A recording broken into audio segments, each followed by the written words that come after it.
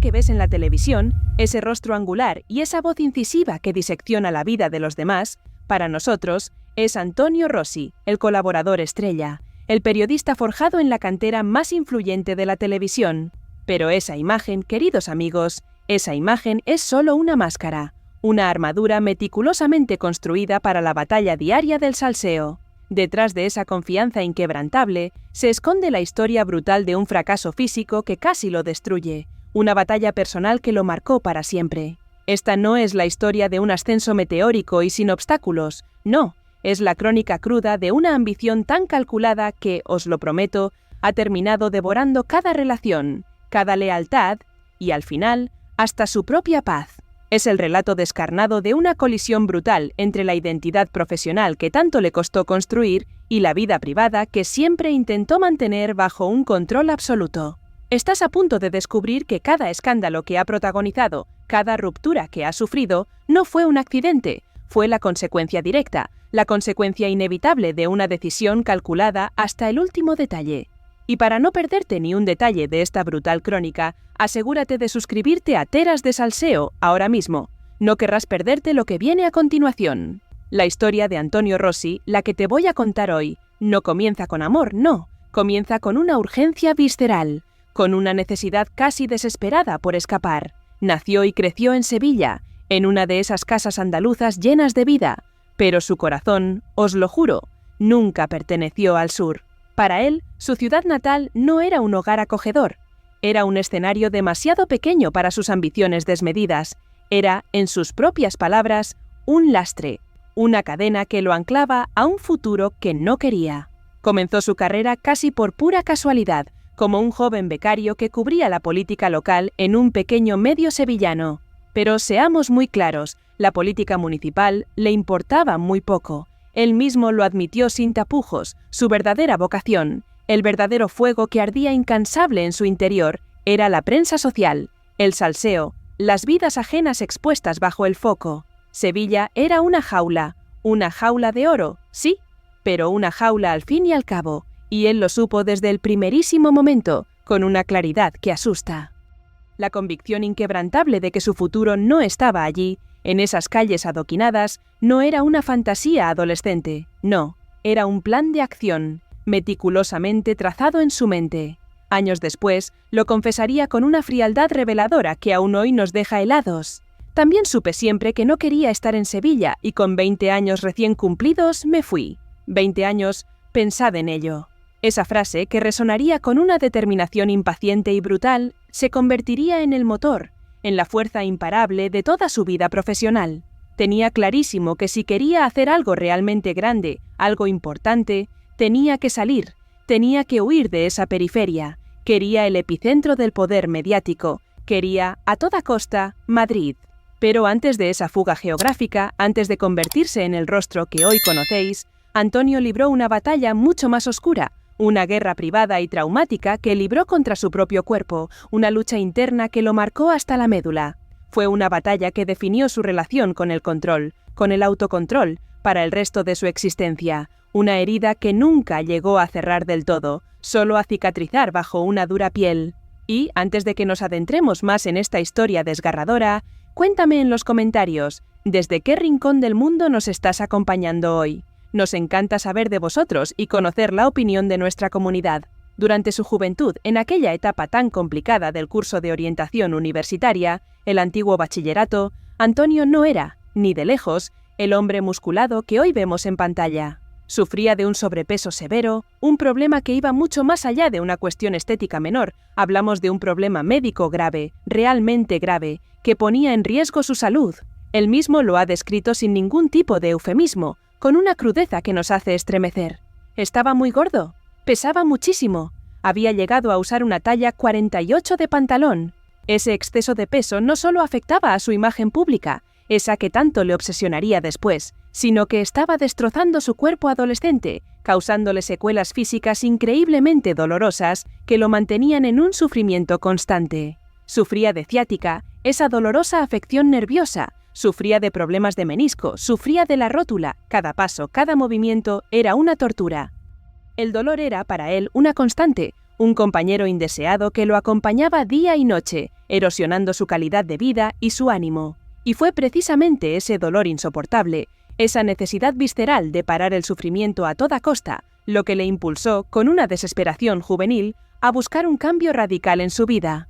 Pero su primer intento de tomar el control, de doblegar a su propio cuerpo, fue un fracaso absoluto, un fracaso tan estrepitoso, tan catastrófico, que casi le cuesta la vida. En un acto de pura desesperación adolescente, sin la supervisión de un adulto, sin el consejo de expertos, tomó una decisión drástica y peligrosísima. Sus padres, como muchos, trabajaban arduamente, y su madre, aunque era enfermera de profesión, no detectó la gravedad real de lo que estaba a punto de suceder, de la espiral autodestructiva en la que su hijo se estaba sumergiendo. Antonio, en su inocencia y desesperación, adoptó una solución insalubre y peligrosísima, una decisión que hoy nos parecería impensable. Simplemente comencé a comer poquísimo, confesó años después. La situación escaló a una velocidad aterradora, una espiral descendente que lo llevaba al límite. La pérdida de peso no fue gradual, no fue un proceso saludable y controlado, fue un desplome, un auténtico colapso físico que lo ponía al borde del abismo. Él mismo confesó la alarmante realidad de aquella época. Iba perdiendo 1 kilo por día. 1 kilo cada día. Imaginad la carnicería metabólica, el castigo brutal al que sometía su cuerpo adolescente. El colapso, como era de esperar, era inevitable. Su cuerpo frágil, desprovisto de nutrientes esenciales, no podía resistirlo por mucho más tiempo. El punto de inflexión, el momento en que todo se rompió para siempre, llegó un día en la soledad, en la intimidad de su propia habitación. Un día que jamás olvidaría. Estaba intentando hacer ejercicio, en sus palabras, haciendo como que saltaba a la comba. Un último esfuerzo por recuperar el control. Y entonces ocurrió lo impensable, lo que todos temíamos. Perdía el conocimiento por apenas comer. Se desmayó. El silencio atronador que siguió, la caída, el terror de despertar en el suelo, desorientado, dándose cuenta de que había ido demasiado lejos, que había cruzado una línea roja que amenazaba con devorarlo. Ese susto, ese momento en el que tocó fondo, en el que vio la oscuridad de cerca, fue el verdadero punto de inflexión, el golpe de realidad que lo despertó de su peligrosa obsesión. Solo entonces, después de haber fallado estrepitosamente en su primer intento de autocontrol, aprendió la lección más dolorosa de su vida.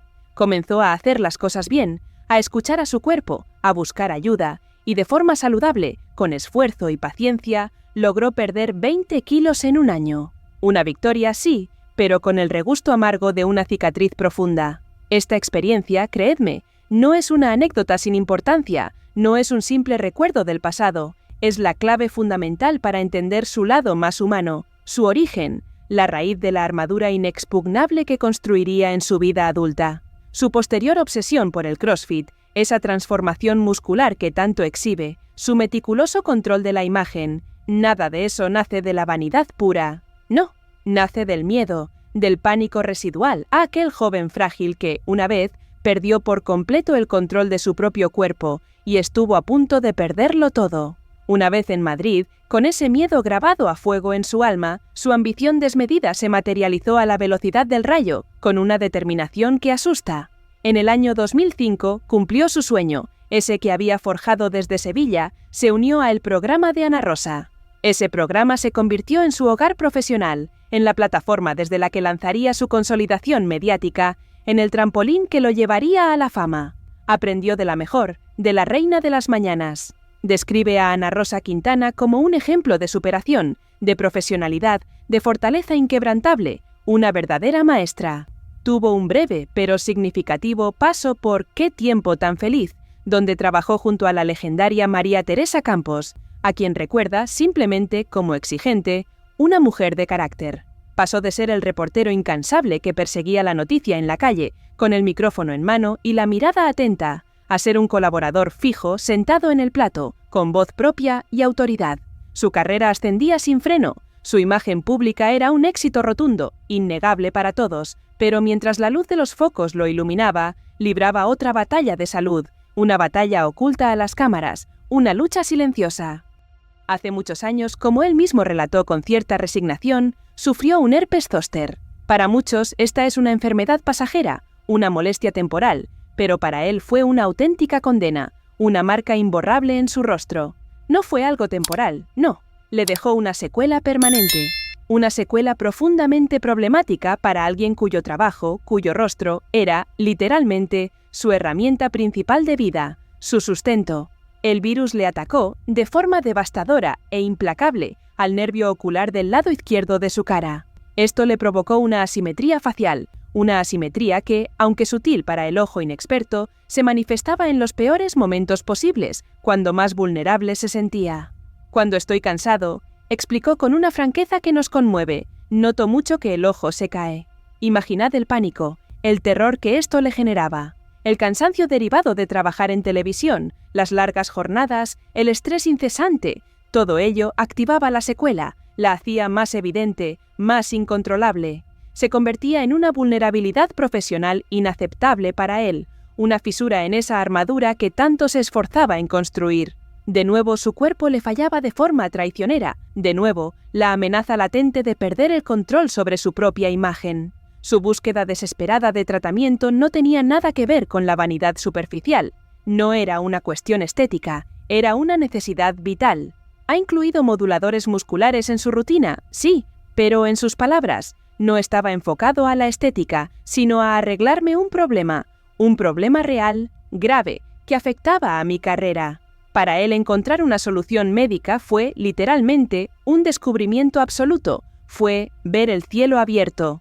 Una liberación. Este incidente solo refuerza el tema central de su vida, la lucha desesperada por el control de una imagen pública que siempre parecía estar amenazada, siempre a punto de desmoronarse. Primero por el sobrepeso incontrolable de su adolescencia, ahora por una parálisis facial incipiente que lo atormentaba. Estas son las bases, los pilares de la armadura que Antonio Rossi ha construido a lo largo de los años, una armadura forjada en el miedo y la obsesión por el control. Y en el próximo capítulo, queridos amigos, descubriremos cómo esa misma armadura, que le dio tanto éxito, se convirtió en su propia prisión, pulverizando amistades, creando paradojas ideológicas y, al final, robándole la paz incluso en el día más feliz de su vida. No os lo perdáis. Una vez que la armadura de Antonio Rossi, forjada a base de miedo y una obsesión inquebrantable por el control, estuvo aparentemente completa, lista para enfrentar cualquier embate, el destino de la televisión le tenía preparada la prueba definitiva. Durante años navegó las aguas, a veces turbulentas y otras francamente peligrosas, de la crónica social. Consolidó su posición, se hizo un nombre, se convirtió en una voz autorizada, una de esas figuras imprescindibles en el panorama mediático. Pero entonces, en el marzo del año 2021, todo saltó por los aires. Absolutamente todo. Una bomba estalló, y sus fragmentos lo alcanzaron de lleno. La emisión del docudrama de Rocío Carrasco, aquel Contar la verdad para seguir viva, no fue un programa más. No, fue un auténtico cisma, un terremoto que dinamitó alianzas que parecían eternas, destruyó amistades que se creían inquebrantables y partió a la cadena Mediaset en dos bandos irreconciliables. Se desató una guerra total, una contienda sin cuartel entre las dos productoras principales de la cadena, una batalla a muerte por la hegemonía y la audiencia. Por un lado teníamos a la fábrica de la tele, la productora de Sálvame y del propio docudrama, con una postura radicalmente a favor de Rocío Carrasco, sin fisuras, sin dudas. Por el otro, Unicorn Content, la productora de El programa de Ana Rosa, con una línea editorial mucho más escéptica o directamente contraria al testimonio desgarrador de la protagonista, y Antonio Rossi, nuestro protagonista, se vio atrapado en mitad de este fuego cruzado, sin escapatoria posible. Fue en el epicentro de esta tormenta mediática, en el ojo del huracán, donde llegó su primer gran fracaso de credibilidad, un golpe durísimo a su imagen pública. Sucedió en un instante, en un impulso, en la vorágine de la televisión en directo. Tras escuchar el testimonio de Rocío Carrasco sobre las infidelidades de Antonio David Flores, Rossi, sin pensarlo dos veces, cogió su teléfono y publicó un tuit. Un tuit que, aparentemente, corroboraba la historia de Rocío Carrasco y, crucialmente, defendía a su entonces amiga, la mítica María Patiño. Escribió, y cito textualmente: «En ese año empecé a trabajar. María Patiño siempre defendió, desde ese mismo año, que fue infiel David y no Rocío. Fue la primera y lo ha defendido hasta el final». Un tuit claro, una defensa a una compañera, un recuerdo de un hecho, una verdad. Pero entonces, el pánico. Solo 3 minutos después de publicarlo, 3 míseros minutos, Rossi eliminó el tuit. Desapareció, se esfumó como si nunca hubiera existido, borrado de la faz de Twitter. El motivo, queridos amigos, es la escalofriante realidad de la televisión en directo, la brutal inmediatez de la pequeña pantalla que no perdona ni un error. En ese preciso instante, en ese mismo momento en que su tuit volaba por la red, su aliada, su compañera María Patiño, estaba en directo en su propio programa, desmintiendo, ni más ni menos, el testimonio de Rocío Carrasco. Rossi se enfrentó a una elección imposible, a un dilema moral en una fracción de segundo, un instante que lo definiría. Tenía que elegir entre lo que él mismo recordaba como verdad, lo que acababa de escribir, y la lealtad a su bando, a su productora, a su puesto de trabajo. Y lamentablemente eligió la lealtad. Apretó el botón de borrar y su credibilidad, para muchos, se desvaneció. Ese acto, esa retractación pública en tiempo real, fue visto por todos, fue un mazazo para su imagen. Fue interpretado como una sumisión flagrante, una rendición incondicional a la línea editorial de su programa, a los intereses de Unicorn Content. Su credibilidad quedó para muchos socavada, hecha pedazos. A partir de ese momento, su postura anti-Rocío Carrasco se solidificó, se atrincheró de forma irremediable, sin vuelta atrás. Esa decisión le costó su puesto, ni más ni menos, en el Sálvame Deluxe, y lo encerró definitivamente en el bando de Ana Rosa Quintana. Este es, sin duda, uno de los momentos más controvertidos, más dramáticos de su carrera, un momento que define a la perfección la lealtad por encima de la verdad recordada, una lección brutal sobre el precio de las alianzas en la televisión. Y quiero saber qué piensas tú. ¿Tú qué hubieras hecho? ¿Hubieras borrado el tuit para salvar tu trabajo y ser leal a tu productora? ¿O habrías defendido lo que recordabas como verdad, aunque te costase tu puesto y tus alianzas? Déjame tu opinión en los comentarios, es importante. Esa decisión profesional, ese tuit borrado en cuestión de segundos, no solo fue un movimiento estratégico, no, tuvo consecuencias. Consecuencias personales, devastadoras, que pulverizaron su círculo más íntimo. Llevó al fracaso, a la destrucción total de una de sus amistades más importantes y queridas, la que mantenía con Belén Esteban. Para Rossi, Belén Esteban no era una compañera más de trabajo, no. Él la consideraba su hermano, una relación profunda, forjada durante años en los pasillos de la cadena, en las batallas diarias del directo, en las confidencias de camerino. Pero la guerra lo cambia todo. En noviembre del año 2023, Belén organizó su fiesta de cumpleaños, una gran celebración por todo lo alto, con invitados de ambos bandos, en un intento de tregua personal. Antonio Rossi, su hermano, estaba por supuesto invitado, su presencia era esperada, casi obligada, pero él tomó una decisión fría y calculada. Decidió no asistir. La razón, según se informó y se publicó a los cuatro vientos, es que Rossi eligió la sangre de su guerra por encima de su amistad. Su negativa a cruzarse con otros invitados que para su desgracia pertenecían al universo Sálvame, a la fábrica de la tele, sus enemigos declarados en la guerra implacable de Rocío Carrasco, fue el detonante. Para Belén Esteban, ese plantón no fue un simple «no puedo ir», no fue una excusa vaga. Lo vivió como un desplante gravísimo, como una afrenta personal, lo sintió como una verdadera traición, una puñalada directa al corazón de su amistad. A sus ojos, Rossi había hecho una elección. Había priorizado una guerra de productoras, una batalla de líneas editoriales, por encima de su lealtad personal a ella, a su hermano. La ruptura fue pública, fue sonora, fue humillante y dejó una herida que aún no ha cerrado. Cuando los reporteros, meses después, con la misma insistencia de siempre, le preguntaron a Belén Esteban si asistiría a la futura boda de Antonio Rossi, su respuesta fue un misil, contundente, televisada y sin paliativos. Negativo, no.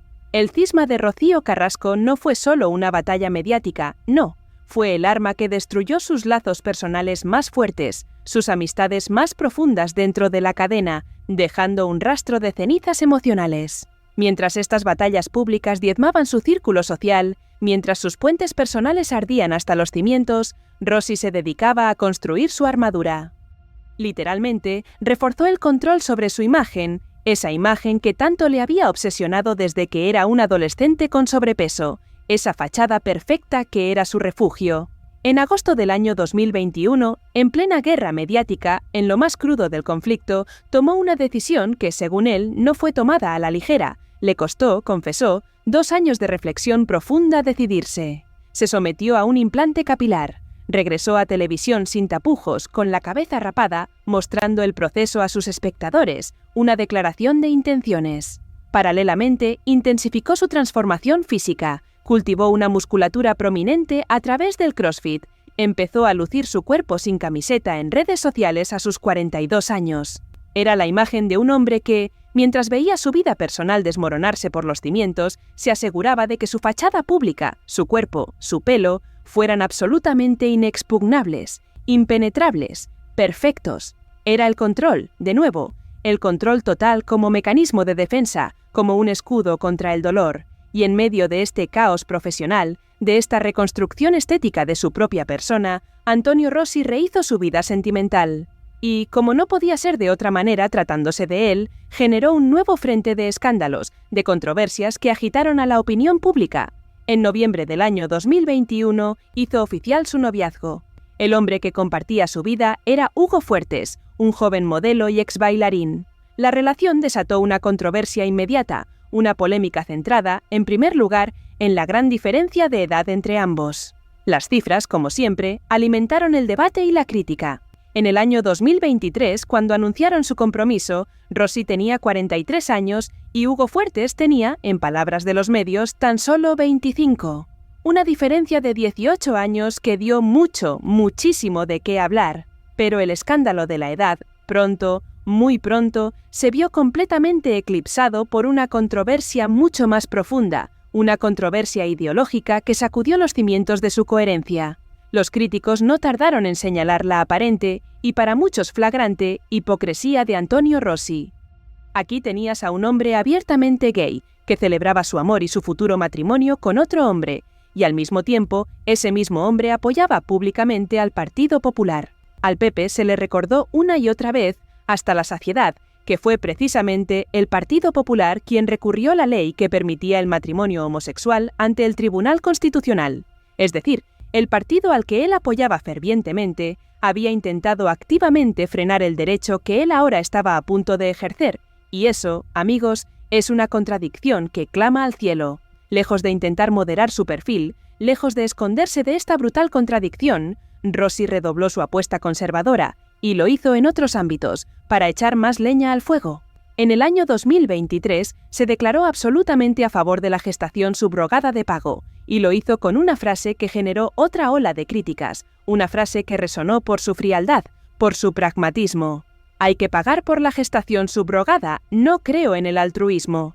Se autodefinió sin pelos en la lengua como de centro derecha. Se convirtió, a ojos del público, en la encarnación viva de una paradoja andante, la paradoja del conservador moderno, un hombre que ejerce en su vida privada los derechos sociales más progresistas, mientras defiende, en la esfera pública, posturas ideológicas conservadoras, casi extremas para muchos.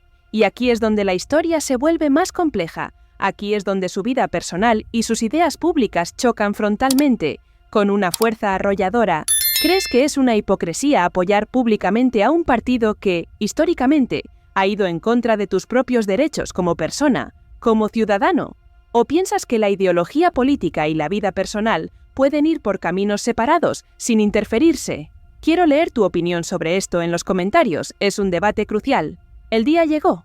El 16 de agosto del año 2024, Antonio Rossi y Hugo Fuertes se casaron. Lo hicieron en la lujosa finca La Casa de Mónico, en Madrid. Fue catalogada inmediatamente como la boda del verano, un evento por todo lo alto, con más de 200 invitados. Los novios llevaban trajes de alta costura de Mansuluti, trajes que requirieron un escaneo tecnológico de sus cuerpos para un ajuste perfecto, milimétrico. Calzaban zapatos Glent. Hicieron su entrada al banquete entre mariachis y bengalas, un despliegue de lujo, amor y celebración que dejó a todos boquiabiertos. Sin embargo, como en toda gran historia de poder, de ambición desmedida, la boda fue tan notable por sus presencias como por sus estruendosas ausencias, aquellas sillas vacías que gritaban en silencio. La lista de invitados era, literalmente, un mapa preciso de la guerra de Telecinco, una cartografía de sus alianzas y sus enemistades. Allí estaban todos sus aliados, todo el bando de Unicorn Content, Patricia Pardo, Cristian Gálvez y la incombustible Emma García, confirmaban con su presencia su lealtad a su bando, su fidelidad incondicional. Pero las ausencias resonaron más que los mariachis más ruidosos. La ausencia clamorosa de Belén Esteban, la ausencia dolorosa de María Patiño. Esas sillas vacías confirmaron lo que todos sabían a gritos. La boda no era una tregua, no era un momento de paz, no era un cese de hostilidades. Era la escenificación final de la victoria de un bando sobre el otro. Era la celebración de sus nuevas alianzas sobre las cenizas de las antiguas, un triunfo agridulce. Y entonces llegó el clímax brutal de la vida personal y profesional de Antonio Rossi, el momento cumbre que define su obsesión. Llegó durante su luna de miel. La pareja viajó a Colombia, un viaje soñado, un idílico retiro para celebrar su amor. Recorrieron Medellín, el impresionante Valle de Cocora, las islas paradisíacas de Cartagena. Era el momento de desconectar, de celebrar su unión, de ser, simplemente, un recién casado feliz, ajeno a todo. Pero el descanso fue, os lo aseguro, un fracaso total, absoluto, un desastre personal. El primer imprevisto que rompió la burbuja de la felicidad fue, ¿cómo no?, político. Desde España, el ministro de Transportes, Óscar Puente del PSOE, utilizó la boda para un ataque directo, frontal, en redes sociales, una provocación descarada. Señaló la ironía de que Rossi, un conocido votante del Partido Popular, estuviera disfrutando de un derecho, el matrimonio igualitario, que su partido había intentado frenar con uñas y dientes. Y Antonio Rossi, a miles de kilómetros de distancia, en la paradisíaca Colombia, en plena luna de miel, no pudo evitarlo. No pudo desconectar. Respondió airadamente desde la luna de miel. Su identidad de combatiente mediático, de guerrero del salseo, pudo más que la de recién casado, que la de un hombre enamorado. Atacó la gestión del ministro, le lanzó un dardo envenenado. Escribió que el tren AVE, gestionado por Puente, llegó tarde y casi dejó sin el inicio de la celebración a algunos invitados. Y le espetó, en un tuit que se hizo viral, que se dedicara a solucionar los problemas de las personas que le pagamos el sueldo. Estaba en una isla paradisíaca, sí, pero su mente seguía en el plato, en la guerra, en la trinchera mediática. Pero el fracaso de la luna de miel no terminó ahí, no. Esto es aún más impactante. Días después, el viaje fue interrumpido de nuevo, esta vez por un imprevisto profesional. Antonio Rossi intervino en directo en su programa. Vamos a ver, no estaba de vacaciones, estaba trabajando, ni más ni menos, en el día más especial de su vida. Intervino para dar una noticia bomba sobre Isabel Pantoja y la compra de su nueva casa en Madrid. Este acto, este simple y brutal acto, define al personaje mejor que ningún otro. Para poder realizar esa conexión en directo, tuvieron que levantarse muy temprano en su resort de lujo en la isla de Barú, sacrificando horas de descanso, de romance. Y aquí llega la metáfora perfecta, la imagen que resume toda su vida, toda su obsesión. Su flamante y joven marido, Hugo Fuertes, en plena luna de miel, tuvo que improvisar como cámara. Tuvo que sostener el teléfono, que enfocara a su esposo, para que Rossi pudiera dar su exclusiva, para que su trabajo no se viera afectado. El círculo se había cerrado de forma dramática. El joven que tenía clarísimo que si quería hacer algo grande, tenía que salir de Sevilla, se había convertido en el hombre que no podía salir de su propia jaula dorada. El hombre que no podía desconectar, el hombre que no podía escapar, ni siquiera en su propia luna de miel, de la identidad profesional por la que lo había sacrificado absolutamente todo. La ambición tiene un precio, amigos, un precio brutal, y Antonio Rossi lo ha pagado con la moneda más cara de todas. Sus relaciones, sus lealtades y quizás su propia paz, su tranquilidad. Su historia es un recordatorio brutal de que en el juego de la televisión, a veces la armadura que construyes para protegerte se convierte paradójicamente en la jaula que te impide vivir plenamente. Es una advertencia para todos nosotros. Gracias por haber llegado hasta aquí, por haber profundizado con nosotros en esta historia tan compleja y tan humana. Si no quieres perderte ninguna de las historias que sacuden el corazón de la fama, suscríbete ahora mismo a Teras de Salseo. Y no te vayas, porque ahora mismo aquí en pantalla están apareciendo más vídeos de nuestro canal que, te lo aseguro, te van a atrapar igual que este. Nos vemos en el próximo. No te los pierdas.